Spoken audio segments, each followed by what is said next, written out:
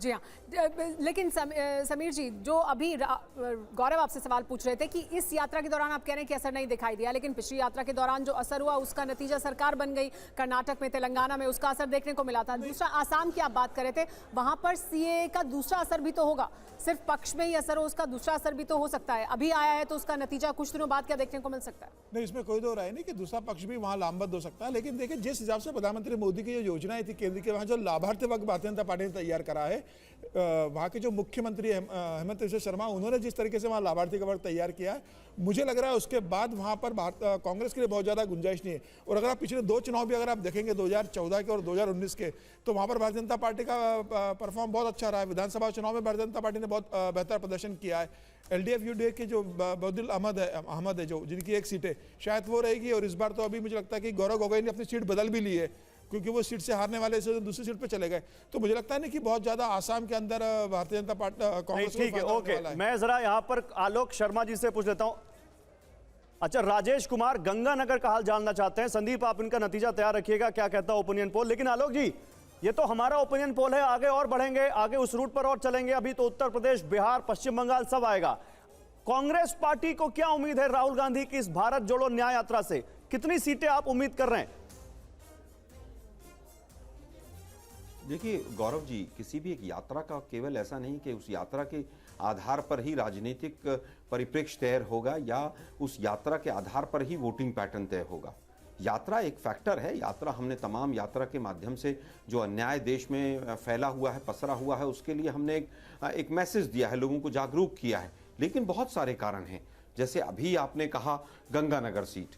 अगर आप गंगानगर सीट की बात करेंगे और अलवर सीट की बात करेंगे, दोनों ऑलमोस्ट अपोजिट डायरेक्शन में है, एक ही राज्य है, तो दोनों के फैक्टर्स अलग अलग हैं। गंगानगर में जबकि हमारी सीट यात्रा नहीं गई है, गंगानगर रिजर्व सीट है, यहाँ पर अलवर में पोलराइजेशन का इम्पैक्ट होता है। तो दोनों के अपने स्टेट के अलग अलग एक छोर पर होने पर भी अलग अलग विषय हैं। और यात्रा केवल एक कारण नहीं हो सकता, हर राज्य के अपने अलग अलग विषय हैं। मिजोरम में जो हुआ है, जिस तरह से पूरा तांडव रहा है पिछले एक साल से पूरा देश देख रहा है, वही फैक्टर्स आसाम में नहीं हो सकते हैं।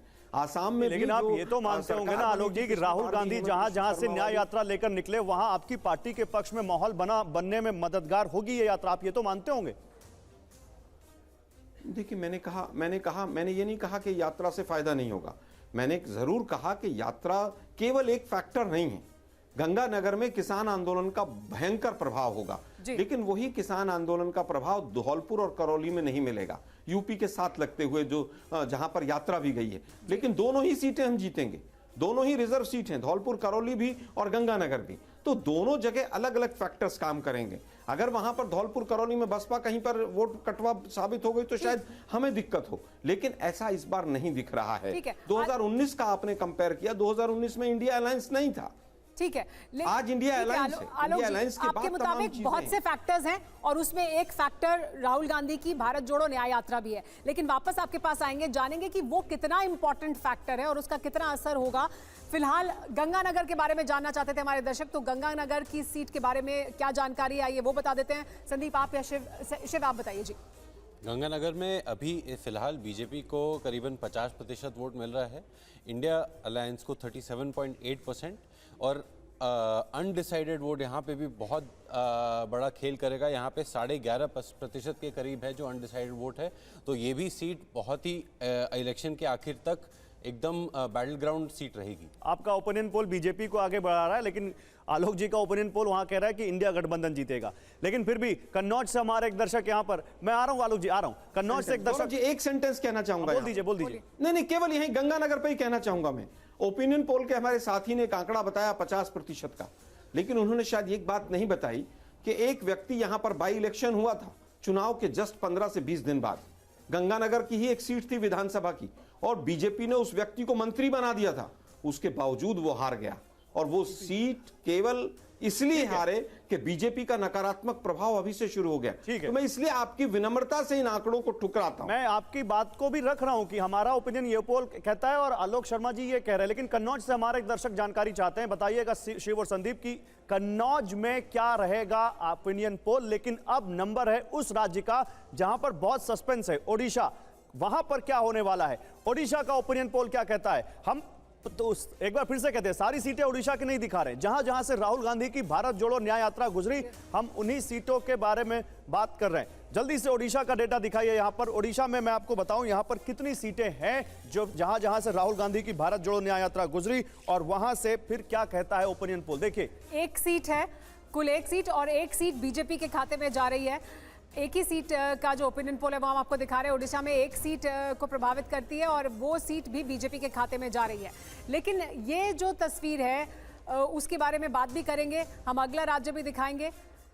लेकिन उससे पहले कन्नौज का रिजल्ट क्या है, कन्नौज का ओपिनियन पोल क्या कहता है, वो आइए जल्दी से जान लेते हैं, क्योंकि हमारे कॉलर में लगातार कॉल कर रहे हैं, अपनी अपनी सीट के बारे में जानना चाहते हैं। एक बार फिर से कह दें, कन्नौज का नतीजा बताने से पहले कि आप अपनी सीट के बारे में अगर जानना चाहते हैं तो आप हमें कॉल कर सकते हैं। हम आपको लगातार कैसे आप हमें #TV9 ओपिनियन पोल पर अपना सवाल पूछ सकते हैं, वो भी हम आपको लगातार बता रहे हैं। शिव, बताएं कन्नौज में क्या होने वाला है? कन्नौज में हमारे ओपिनियन पोल के हिसाब से एनडीए को कुल 40% और इंडिया अलायंस को 42% वोट मिल रहा है। यहाँ पे भी अनडिसाइडेड वोट करीबन 8% है। यहाँ पे इंडिया अलायंस अभी आगे है। ठीक है, एक और दर्शक हैं रविंद्र पाटिल सांगली से, वो भी अपना सांगली का ओपिनियन पोल जानना चाहते हैं। संदीप, आप रेडी रहिएगा। लेकिन ओडिशा की हम बात कर रहे हैं। ओडिशा में देखिए राजेश जी, एक ही सीट पर राहुल गांधी गुजरे हैं और वो एक बीजेपी के पक्ष में जाती हुई दिख रही है, बीजेडी के पास भी नहीं और कांग्रेस के पास भी नहीं। तो क्या ये माने कि राहुल गांधी की भारत जोड़ो न्याय यात्रा बहुत क्रूशल है और उसके ऊपर बहुत कुछ डिपेंड करेगा कांग्रेस पार्टी के लिए या इंडिया गठबंधन के लिए? अगर ये सवाल मुझसे पूछा आपने तो मेरा ये कहना है कि जहां जहां से राहुल गांधी की यात्रा गुजर रही है, ये कहना बेईमानी होगा कि वहां वहां पूरी सत्ता पलट की आंधी और लहर चलने लगेगी। ऐसा न तो कांग्रेस उम्मीद कर रही है, न खुद राहुल गांधी उम्मीद कर रहे हैं।